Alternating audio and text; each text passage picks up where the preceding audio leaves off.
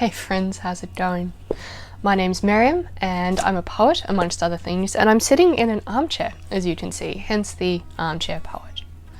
Now I wanted to share two pieces with you today, the first of which is one of mine, and it's in this book, The Weight of Hope, and I wrote it while I was overseas and trying to settle myself and come to grips with this new cultural context that I was in and understand what it meant to be myself and to be in relationship with the same God but in a new place. So this piece is called Rain-Soaked Hill, and I chose it because while it was written from a cross-cultural perspective and living overseas, in many ways coming out of lockdown we are having to do a similar thing, which is to find a familiar God in unfamiliar places or in new and unknown ways. So hopefully this is relevant and speaks to you as you make adjustments in your life, as you do reverse culture shock back into non-restricted, non-quarantined life. This hopefully may speak something to that experience. So it's called Rain-Soaked Hill, and it goes like this. I am going hunting. But for this expedition, there will be no camouflage paint.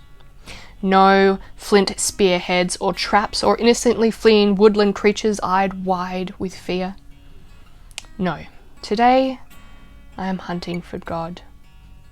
I am keeping my eyes peeled and trying to walk with open ears, watching for a hint, a clue, a glimpse, a whisper of Yahweh, Adonai, my comforting God. Not that I have lost him anywhere, but it's common to forget how much easier it is to experience God in the familiar. See, now I'm in a new place. The language is different. The weather is not the same. The dress sense is unique. The social mores are new to me, and the spirituality, even my own, feels foreign in this new but ancient city. So today I'm busy hunting the still, small voice, the quiet nudge, the whispered hint, the thumbprint of the divine. And although I struggle to see it in the hustling, bustling street, and although I struggle to hear it in the cacophony of life, I somehow caught a glimpse of it today in the rain pouring down the hill, down towards the welcoming grey of the windy, restless sea. And I know in time my ear will tune a little better, and he will be evident in the cacophony. And I know in time my eyes will focus a little more clearly, and he will be evident in the bustling street.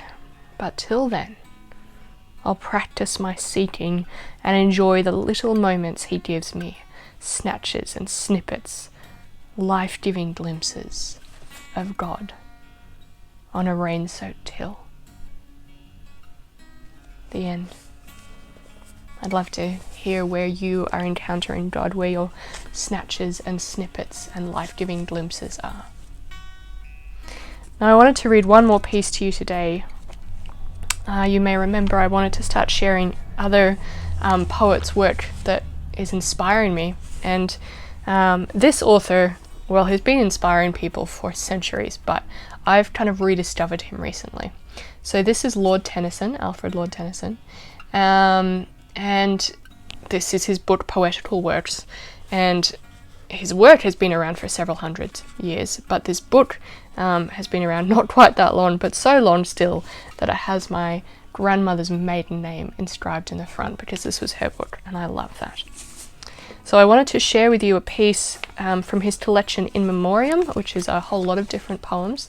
And this piece particularly was written to his, I don't know if they're engaged or just close to it. Anyway, his one-day wife, his future wife, who was kind of worried about the way that he was engaging with faith and grappling with questions. And so he writes back really lovingly, but sort of pushes against that idea that she has this fear of his doubts.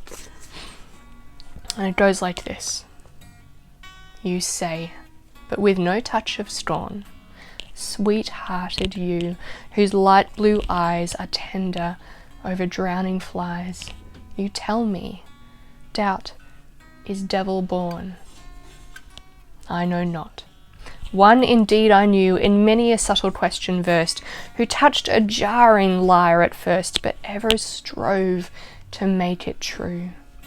Perplexed in faith, but pure in deeds, at last he beat his music out. There lives more faith in honest doubt, believe me, than in half the creeds. He fought his doubts and gathered strength. He would not make his judgment blind.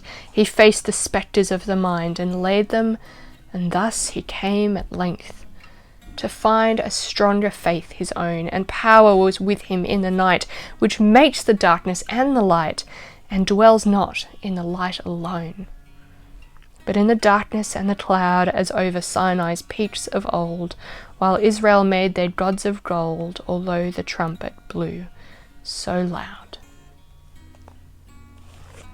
That's the end of that piece.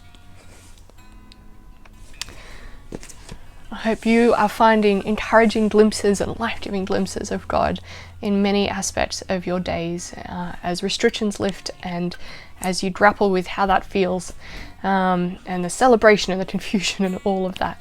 And I hope you find encouragement in those who have gone before us and who have done the hard work of faith as well, and have, in the end, played a beautiful song of faith like Tennyson describes. I hope that you know, no matter how you're going, that you are fully seen and fully known and fully loved. Don't forget that, and I'll chat to you next time. Bye.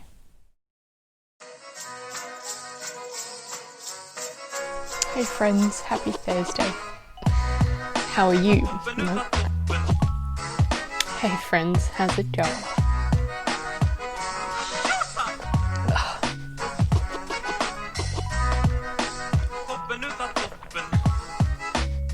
Hi friends, how's it going?